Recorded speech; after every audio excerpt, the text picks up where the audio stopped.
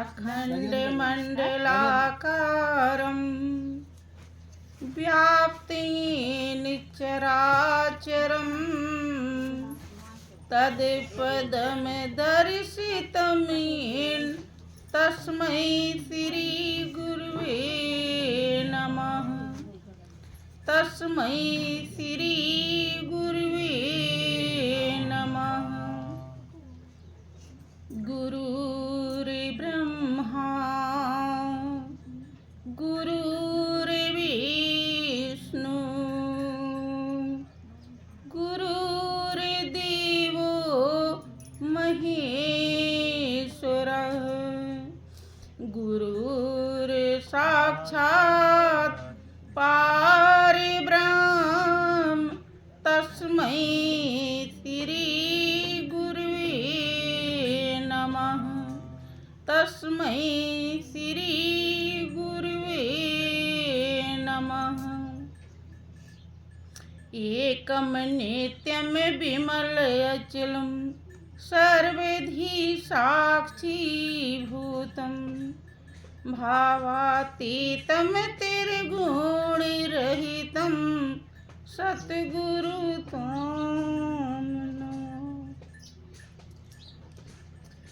बोलिए प्रेम से श्री सद्गुरुदेव महाराज की, श्री सच्चिदानंद भगवान की जय, वृंदावन बिहारी लाल की जय, उमापति महादेव की जय, जगत जननी अम्बे मैया की जय, सियावर रामचंद्र भगवान की जय, उमापति महादेव की जय, पवन सुत हनुमान जी महाराज की जय, साचे दरबार की जय, सत्य सनातन धर्म की जय, बोलिए प्रेम से सब संतों की जय।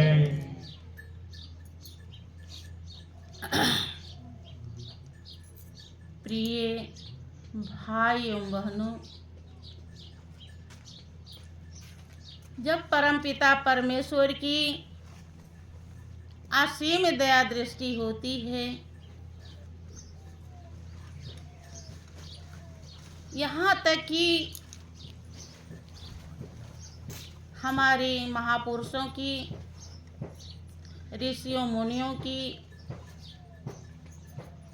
संतों का दावा है जिसे वो परमात्मा जन्म जन्मांतर के दुखों से बचाना चाहता है, भव सागर से पार करना चाहता है, उद्धार करना चाहता है, उसके ही जीवन में सत्संग का अवसर प्रदान करता है। ये अवसर पाने के लिए ऋषियों मुनियों ने हड्डी गलाई है, राजाओं ने हस्ती मिटाई। बंधु, वही अवसर हम जीवों के जीवन में इस समय मिला हुआ है। अब अवसर का लाभ कौन कितना उठाता है, ये उसके बुद्धि, विवेक, भाव, श्रद्धा, संस्कार, विचार के ऊपर निर्भर करता है कि जा की रही भावना जैसी, प्रभु मूरत देखी तिन तैसी। आपका रामायण दावा करता है, सोई गुनागे सोई बड़े भागी, ओ जो रघुबीर चरण अनुरागी। वही गुणवान है और वही भाग्यशाली है जिसका अनुराग रघुवीर राम के चरणों में हो जाए। अनुराग का मतलब होता है प्रेम। क्योंकि बंधु राम ही आपकी आत्मा को संतुष्टि दे सकते हैं। उन्हीं में शांति है, उन्हीं में सुख है, उन्हीं में आनंद है। वो सच्चिदानंद स्वरूप है। जब से आपने होश संभाली है आज तक आप सभी लोगों का अपना अनुभव होगा। हर कोई सुख शांति आनंद चाहता है, लेकिन पूरी जिंदगी बीत जाती है, सुख मिलता भी है, शांति भी मिलती है, कभी कभी आनंद भी मिलता है, लेकिन फिर भी हमारे हृदय की बेचैनी हाय हाय पूरे जीवन भर खत्म नहीं होता। आखिर क्यों? हम अपने मन को, शरीर को, मकान दुकान पढ़ाई लिखाई सुख सुविधा सब प्रदान करते हैं। जितना हमसे बनता है हम किसी काम में पीछे नहीं रहते। मन में आता है कि अब ये काम कर लेंगे तो सुखी हो जाएंगे, ये काम कर लेंगे तो शांति मिल जाएगी, ये काम कर लेंगे तो आनंद ही आनंद रहेगा। लेकिन जरा सा सुख मिलता है फिर वही सुख दुख में बदल जाता है। थोड़ी सी शांति मिली उसके बाद अशांति ज़्यादा देखने को मिलता है। थोड़ा सा आनंद आया, हंस खेल लिया, इसके बाद और विषाद पैदा हो जाता है। 80 वर्ष का अगर कोई वृद्ध है जो पूरा जीवन जी लिया है, अब जाने का नंबर आ गया है।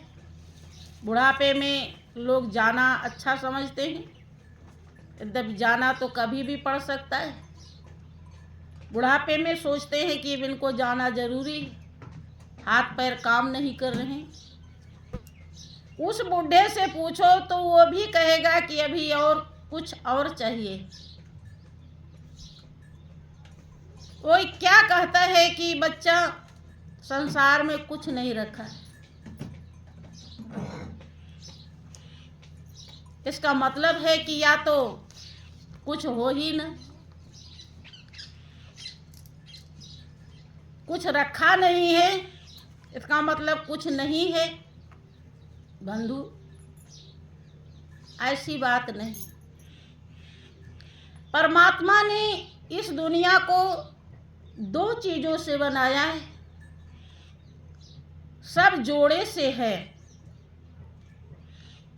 कि स्त्री है तो पुरुष है, लड़का है तो लड़की है, ऊंचा है तो नीचा है, धर्म है या धर्म है, पाप है पुण्य है, अंधकार है प्रकाश है, अच्छा है बुरा है।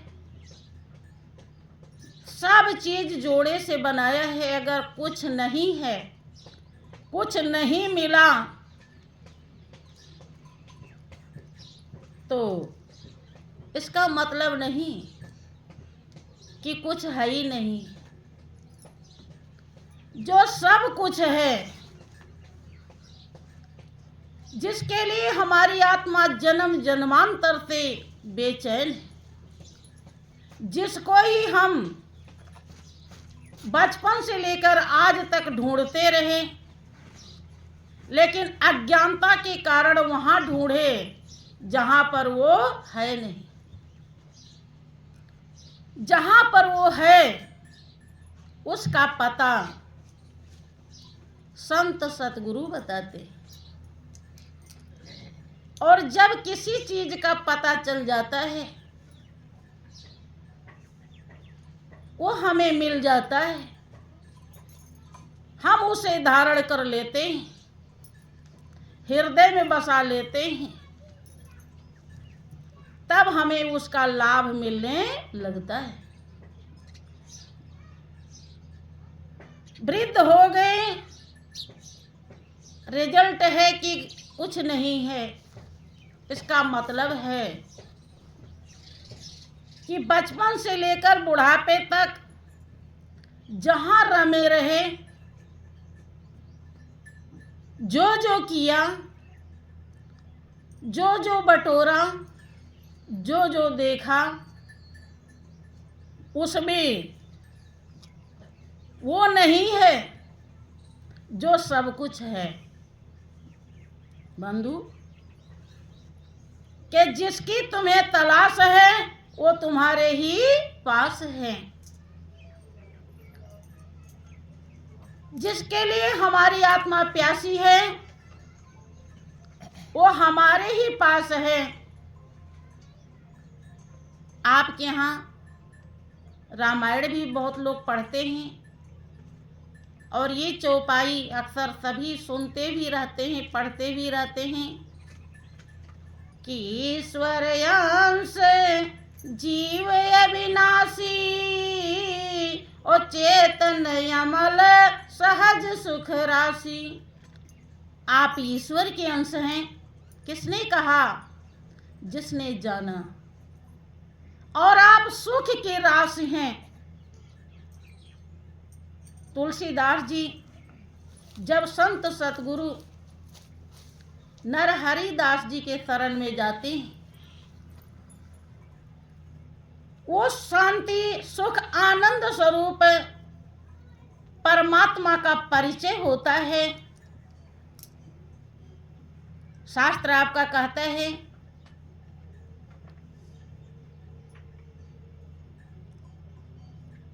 कि गुरु गोविंद दो खड़े काके लागो पाए और बलिहारी गुरु आपने जिन गोविंद दियो बताए। गुरु ही गोविंद को दर्शाते हैं, परिचय कराते हैं, तभी प्रेम शुरू होता है। जब वो नरहरिदास जी के शरण में जाते हैं और उस परम पिता परमेश्वर का परिचय पा करके उन्हें हृदय में धारण कर लेते हैं, मनन करते हैं,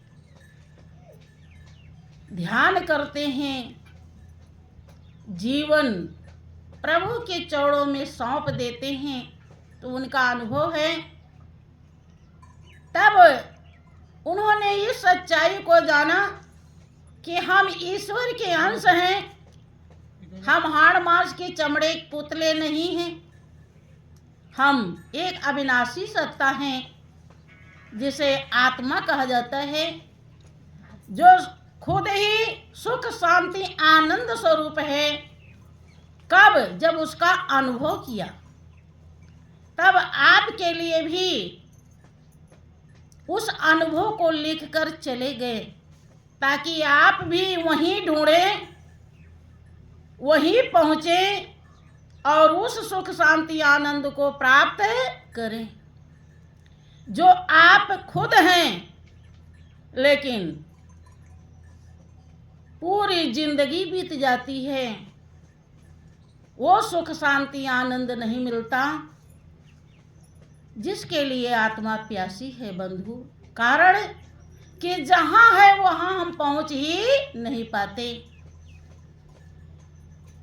रामायण दावा करता है कि वही गुणवान है, वही भाग्यशाली है जिसका राम की चौड़ों में अनुराग हो गया, प्रेम हो गया। बंधु, वैसे तो दुनिया में बहुत गुणवान पाए जाते हैं, एक से एक कलाकार हैं। देखिए, आजकल तो मोबाइल में भी यूट्यूब पे देख लिया करिए, एक से एक कलाकार दिखाई पड़ते, टीवी में भी दिखाई पड़ते, करोड़ों करोड़ों उन्हें रुपए मिलते। कलाकारों की कमी नहीं है, लेकिन महापुरुषों ने, हमारे संतों ने, ऋषियों मुनियों ने इस गुण को, ये भी एक गुण है जिससे उन्हें बहुत सम्मान मिलता है। कई कई लाख जनता देखने आती है उनकी कला को, लेकिन हमारे ऋषियों मुनियों ने, महापुरुषों ने इसे गुणवान नहीं कहा। क्यों नहीं कहा? क्योंकि इस गुण से थोड़ी सी खुशी मिलती है,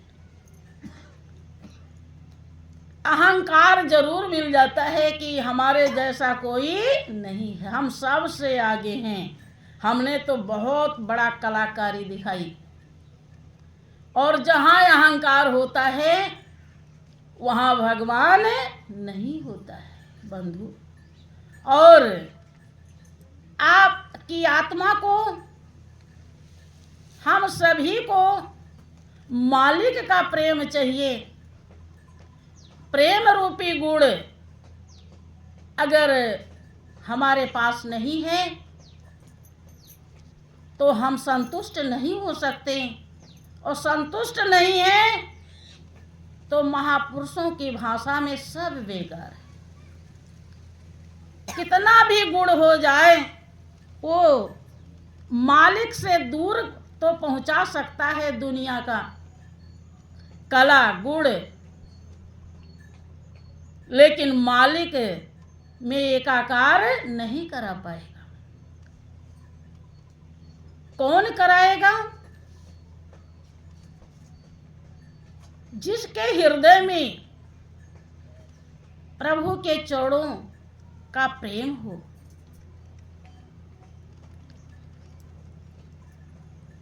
इसीलिए ऐसे ही गुण को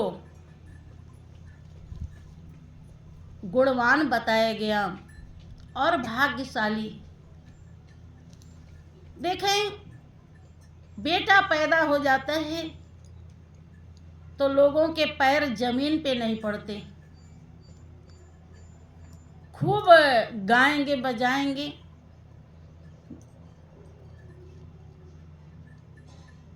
ज्यादातर बहुत लोग जिसके द्वारा जो निमित्त बहाना था, जिसके द्वारा वो बेटा पैदा हुआ, उसी की महिमा गाने के लिए लोग इकट्ठे होते हैं, बहनें आती हैं, खूब गीत गाती हैं, दोनों की महिमा गाती हैं। उसमें उल्टे भी रहते हैं, सीधे भी रहते हैं। वो क्या गा रही हैं, इससे क्या फल मिल रहा है, कहाँ तक ये सही है? पूरी जिंदगी बीत जाती है, ना सुनने वाले को समझ में आता है और ना सुनाने वाले को समझ में आता। अगर थोड़ा सा प्रभु की महिमा भजन कीर्तन गा लेती तो भी कुछ लाभ मिल जाता, क्योंकि उस अंधेरी कोठरी में 9 महीना किसी के माँ बाप नहीं गढ़ते हैं। एक पिता का भी पिता है बंधु, जिसे परम पिता कहा जाता है, कि परम पिता से प्यार नहीं, शुद्ध रहा व्यवहार नहीं, इसीलिए तो आज देख लो सुखी कोई नर नार नहीं। इतना भी इंसान को ज्ञान नहीं होता है कि इसको किसने दे दिया,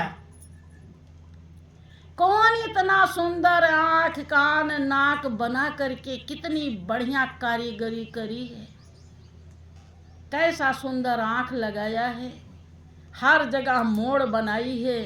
अगर हाथ में मोड़ नहीं बनाते तो भोजन पीछे चला जाता, मुंह में नहीं। हर अंग बहुत सोच समझ के बनाया है। उसे देखकर दादा दादी, भैया भाभी, माता पिता कोई भी होश में नहीं आता कि जिस मालिक ने इसे गढ़ा है थोड़ा सा उसकी महिमा तो गा ले। कारण क्यों नहीं गाते कि बिन सत्संग विवेक न होई, और राम कृपा बिन सुलभ न सोई।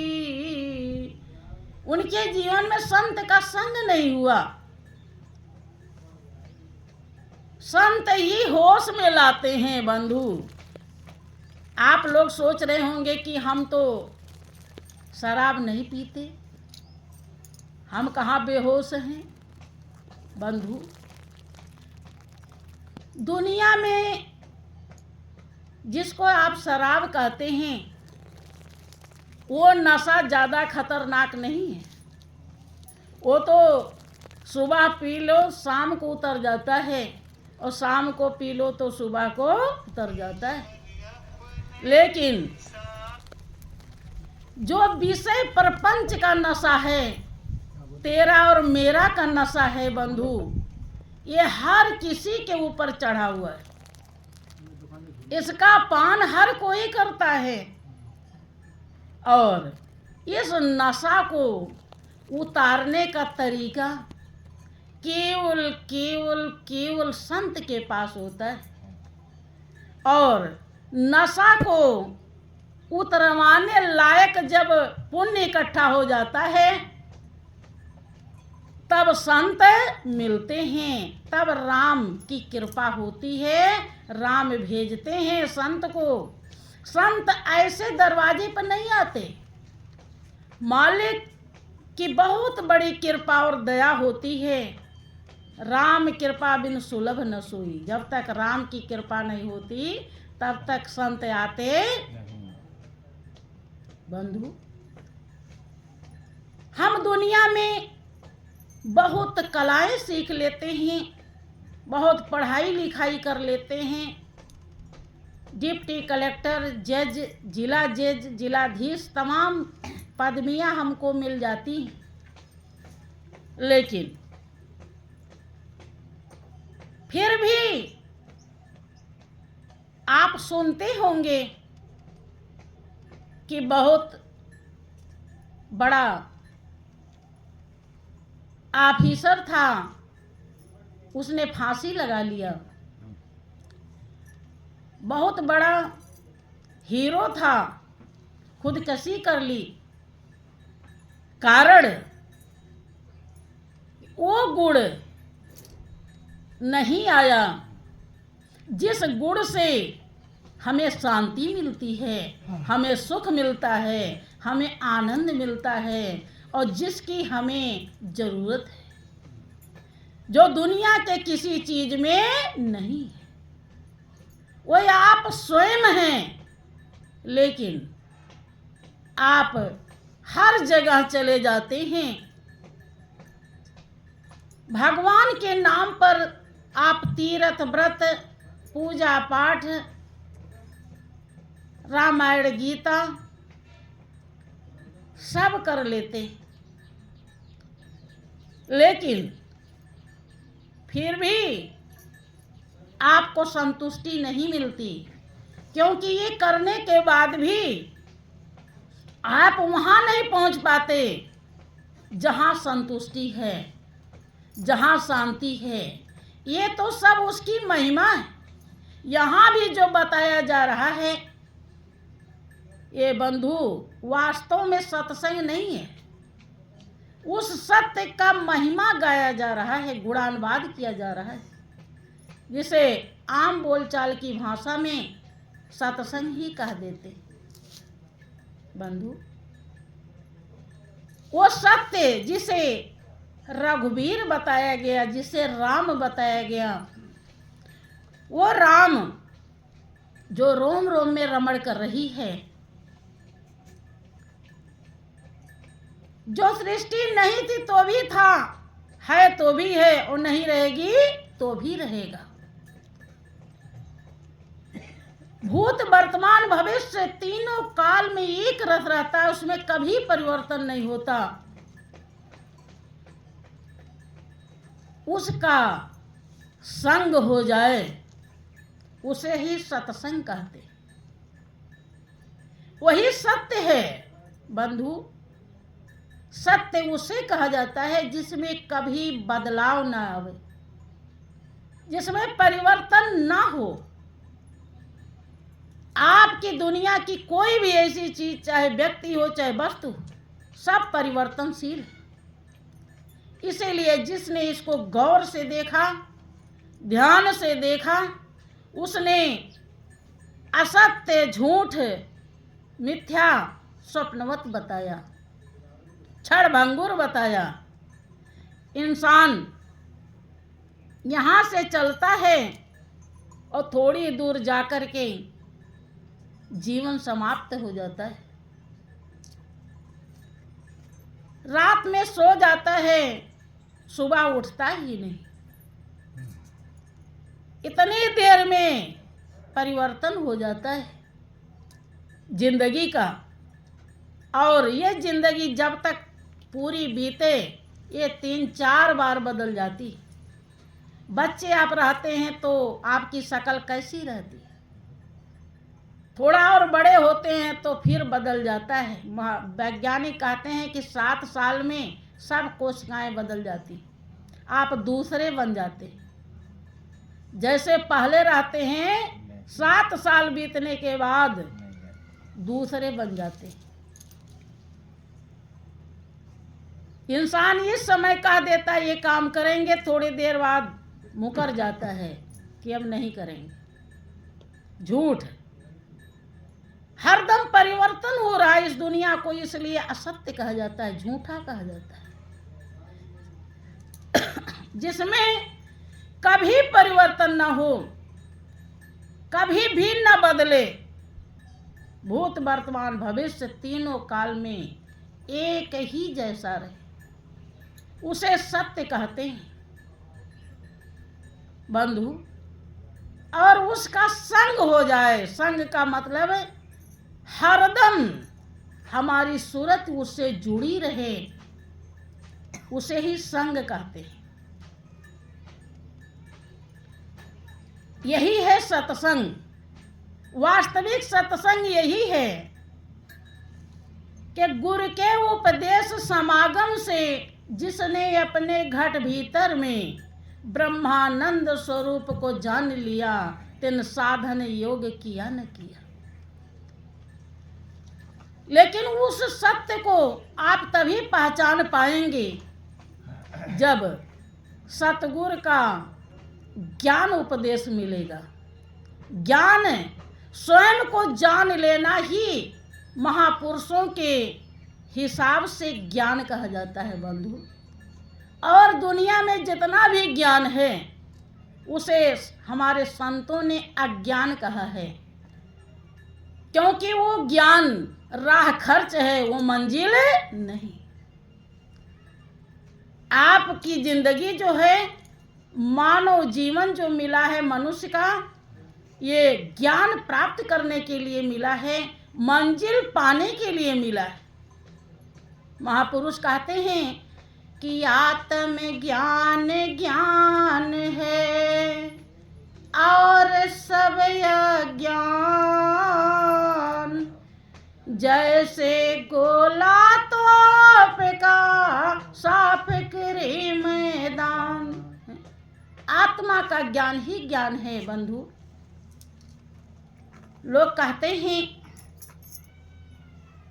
सभी पूर्वजों का अनुभव है कि आप सुखी संसार सुखी, आप दुखी संसार दुखी। आपके हृदय में शांति है, सुकून है, तो आपको सभी ऐसे लगते हैं। और आपके हृदय में अगर बेचैनी हो रही बंधु, तो पूरा संसार आपको बेकार लगता है। ना तो आपको टीवी अच्छी लगेगी, ना घूमना अच्छा लगेगा, ना किसी की बात अच्छी लगेगी। अगर आप स्वयं शांति पाए हैं तो समझ लीजिए कि जीवन धन्य है। सब कुछ महाल अटारी बेटा बेटी धन दौलत मिलकर कुछ भी नहीं कर पाएंगे। और ये कर्तव्य करने के लिए ही ये चोला मिला है। यही एक ऐसी जिंदगी है भाइयों बहनों, जो रोने के साथ साथ हंसती है। रोना दुख का प्रतीक है और हंसना सुख का प्रतीक है। गाय बैल भैंस को भी आप रोते हुए देखे होंगे, आंसू निकला होता है, लेकिन कभी हंसते हुए नहीं देखा।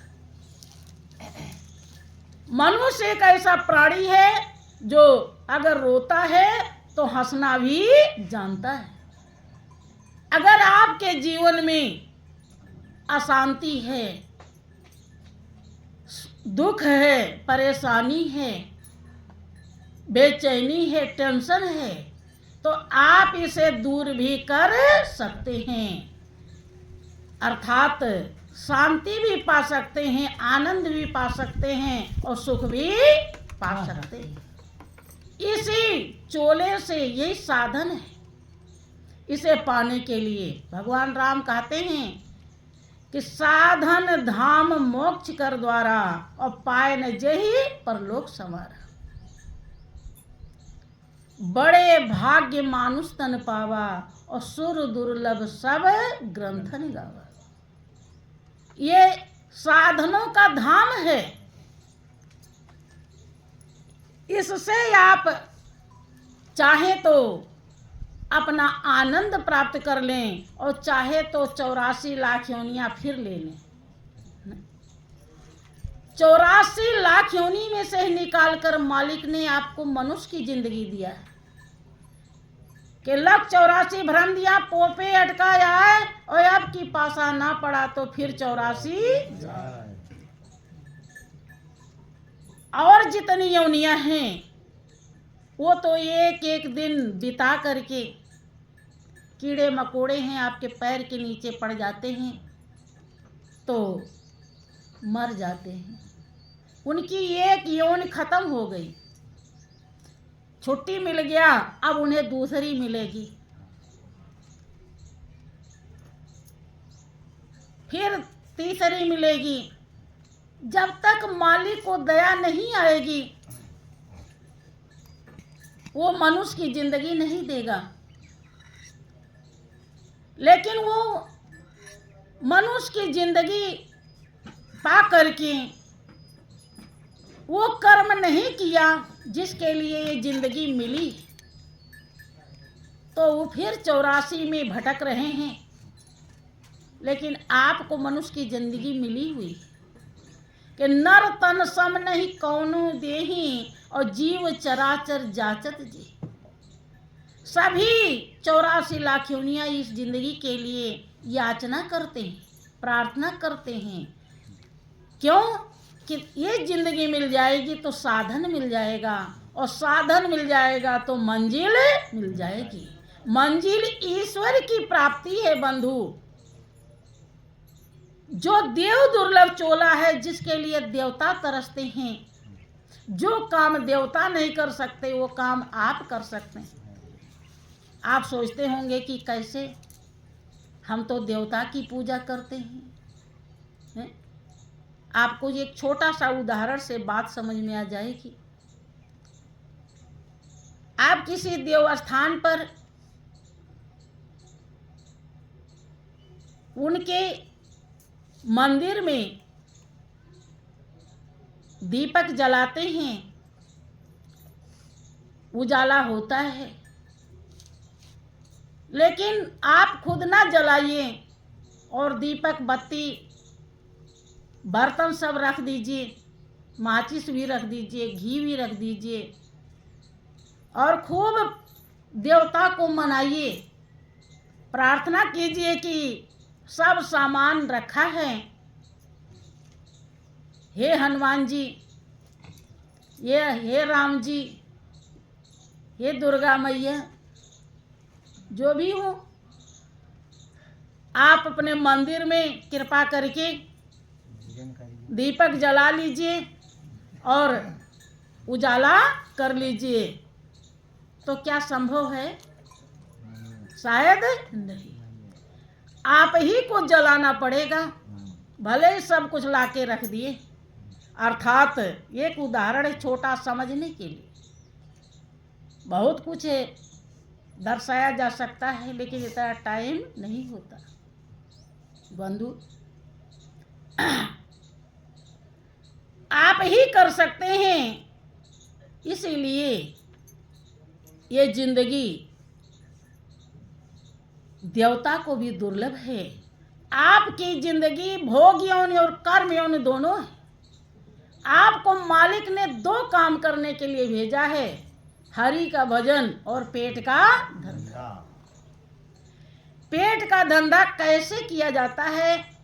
इसमें कोई बिरले इंसान होगा, मनुष्य होगा जो पीछे हो। न कुछ धंधा हर कोई करना जानता है, लेकिन हरि का भजन करने वाला तो कोई कोई होता है बंधु। और सही माने में हरि का भजन तब शुरू होगा जब हरि की पहचान हो जाएगी। ध्यान करने के लिए ध्येय की आवश्यकता है। हमारा जो ध्येय है बंधु, वो फोटो मूर्ति नहीं, वो तो एक नकल बनाई गई है ताकि आप खोज करें कि जिसका ये फोटो मूर्ति है वो कहाँ है। आप ढूंढें जिसकी तस्वीर मंदिर में स्थापित किया गया है, ये तो इंसान ने बनाया है, वो तो इंसान को बनाता है। वो राई से पहाड़ कर देता है और पहाड़ से राई कर देता है, असंभव को संभव बना देता है। उसको मनुष्य क्या बना सकता है? बना सकता है? विचार कीजिए।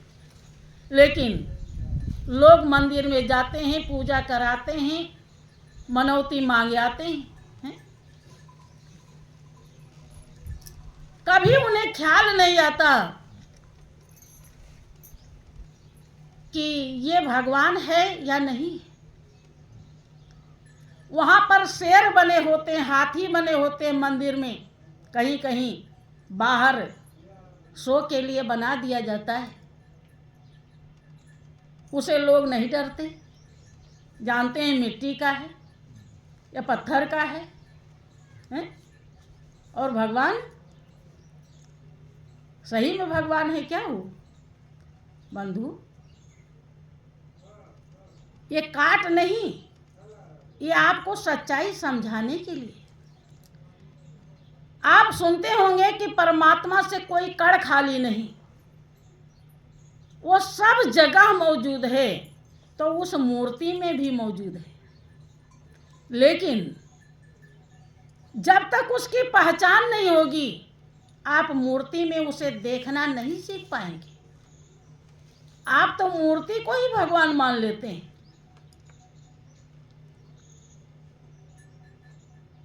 इसलिए जब तक संत सद्गुरु का शरण नहीं मिलेगा, तब तक वो मूर्ति में भी विराजमान है, हर जगह मौजूद है, हर व्यापक सर्वत्र समाना और प्रेम से प्रकट हो ही मैं जाना।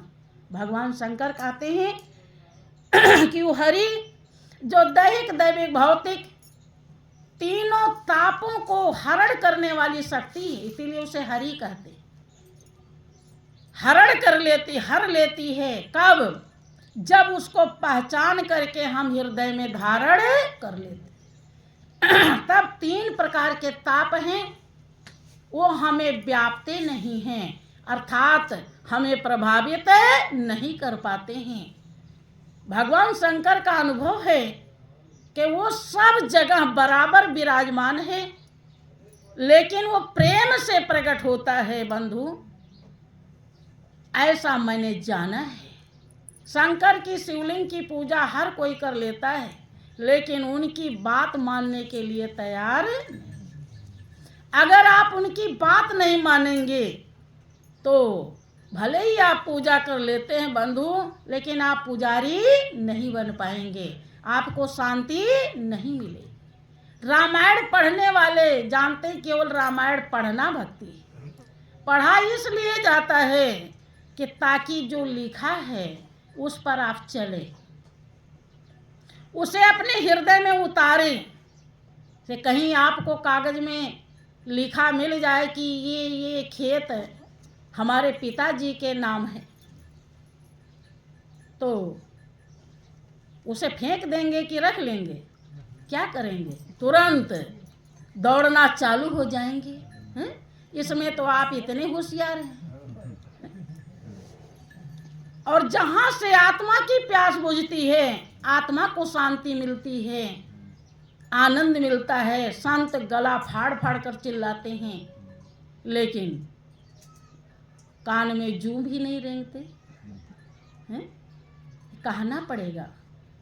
भगवान राम कहते हैं कि पुण्य पुंज बिन मिले न संता, सत्संगत संतृत करंता। आपके अंदर भाव पैदा क्यों नहीं होता कि संत आए हैं और संत ही मालिक को दर्शाने वाले होते हैं, तो इनसे हम प्रार्थना करें। घर ही में गंगा बह रही ज्ञान की, हम थोड़ा डुबकी लगा लें, लेकिन हमारे अंदर का भरम संशय ही खत्म नहीं होता। कारण कि अभी पुण्य पूरा इकट्ठा नहीं हुआ। जिस पुण्य से संत मिलते हैं वो पुण्य अभी हम नहीं कमा पाए। भाइयों बहनों, जब तक संत का संग नहीं होगा, आप उस सत्य की पहचान नहीं कर पाएंगे, तो ना तो आप गुणवान बनेंगे और ना भाग्यशाली बनेंगे। भाग्य भी तभी आपका उदय होगा जब आत्मा की प्यास बुझ जाएगी। ये कैसा भाग्य जो इधर भाग्यशाली और उधर दुर्भाग्यशाली। पति बहुत अच्छा कमाने वाला मिला है और थोड़ी दूर गया, एक्सीडेंट हो गया, मर के चला। ये भी बता के नहीं गया कि तुम थोड़ा ठीक ठाक रहना, कभी गलत मत करना, कुछ कह के जाता है। उसी पति पे अहंकार हो जाता है कि हमारा पति तो कलेक्टर है, इंजीनियर है, डॉक्टर है। नहीं जानता ये तो पानी का बुलबुला है। कलेक्टर ड्यूटी तो है, लेकिन जब तक वो रखेगा तभी तक, नहीं फूटने में देरी नहीं। इसको हम पा करके भाग्यशाली समझते हैं, लेकिन ये दुर्भाग्य में बदल जाता है। हमारे महापुरुष इसे भाग्यशाली नहीं। वो भाग्य जो कभी दुर्भाग्य में न बदले, उसे भाग्यशाली कहा जाता है। जब राम को पहचान करके और उससे प्रेम कर लेंगे, तभी आप गुणवान बनेंगे और तभी आप भाग्यशाली बनेंगे। बंधु, इसके पहले नहीं बन सकते।